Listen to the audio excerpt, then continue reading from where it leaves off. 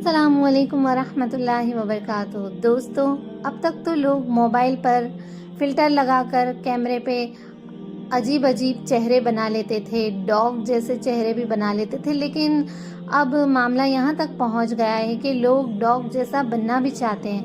استغفر اللہ کی بنائی ہوئی چیزوں سے سیٹسفائیڈ جب انسان نہیں ہوتا اور اس میں تبدیلی کر کے ہی انسان کو خوشی ملتی ہے، چاہے پھر وہ پلاسٹک سرجری ہو، چاہے پھر جینڈر چینج کرنا ہو، کچھ بھی ہو، تو پھر اللہ کی لعنت کا حقدار بھی بن جاتا ہے انسان، اور ان سب کی وجہ ہے دین سے دوری۔ اسی طرح جاپان سے بھی خبر آئی ہے کہ جہاں بہت عجیب معاملہ بنا ہے۔ جاپان کے ایک آدمی نے $22,000 خرچ کر کے بنا تو کیا بنا ایک ڈاگ، اور سنڈے کی صبح پہلی بار مارننگ واک پر نکلا تو دوسرے ڈاگیوں نے اس پر حملہ بھی کیا۔ جو ڈاگ بنا ہے اس آدمی کا نام ہے ٹوکو۔ اس ڈاگ کی طرح دکھنے والے آدمی کی سوشل میڈیا پر ہر طرف چرچا ہے۔ جاپانی کمپنی جیپیٹ نے جو فلموں کے لیے کپڑے بناتی ہے، اس نے آدمی کے لیے اینٹی ریئلسٹک ڈاگی کے کپڑے بھی بنائے ہیں، اور اسے تیار کرنے میں انہیں 40 دن لگے تھے، اور یہ company body suit, 3D model جیسے سوٹ بھی بنانے میں ماہر ہے۔ ٹوکو نہ ہی صرف یہ ڈاگ والی ڈریس پہن کر گھوما، بلکہ باقی ڈاگیوں سے بھی ملتا ہوا نظر آیا۔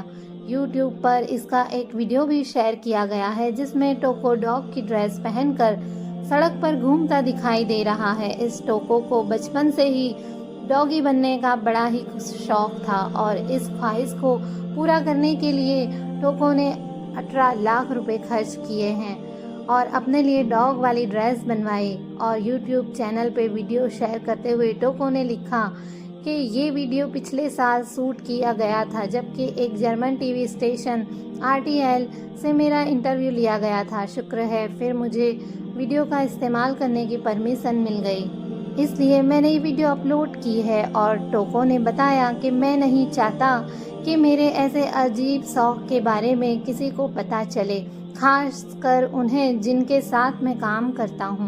ان سب کو میرا یہ شوق عجیب لگتا ہے، یہی ریزن سے میں اپنا اصلی چہرہ نہیں دکھا سکتا۔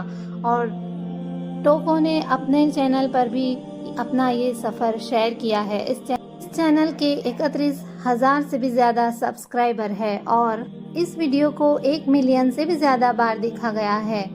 جو جاپانی کلچر دیکھ کر، اس کے جیسے دوسرے کلچر بھی دیکھ کر ہمیں ہمارے نبی پاک صلی اللہ علیہ وسلم نے جو دین سکھایا، دل سے اللہ کا شکر نکلتا ہے۔ کتنا پیارا ہے ہمارا دین اسلام، جس نے ہمیں ہر ایک جاگنے کے، بیٹھنے کے ہر آداب سکھائے، ماشاءاللہ۔ اور اللہ پاک کا شکر ہے کہ ہمیں انسان جیسی اشرف المخلوقات بنایا ہے، جس کی اہمیت تو وہیں سے ہی پتہ چلتی ہے کہ جب اللہ پاک نے آدم علیہ السلام کو بنایا اور ان میں روح بھی نہیں پھونکی تھی اور فرشتوں کو سجدے کے لیے کہا، لیکن آج کا انسان، آج کا مسلمان خود ہی اپنی اہمیت بھول چکا ہے۔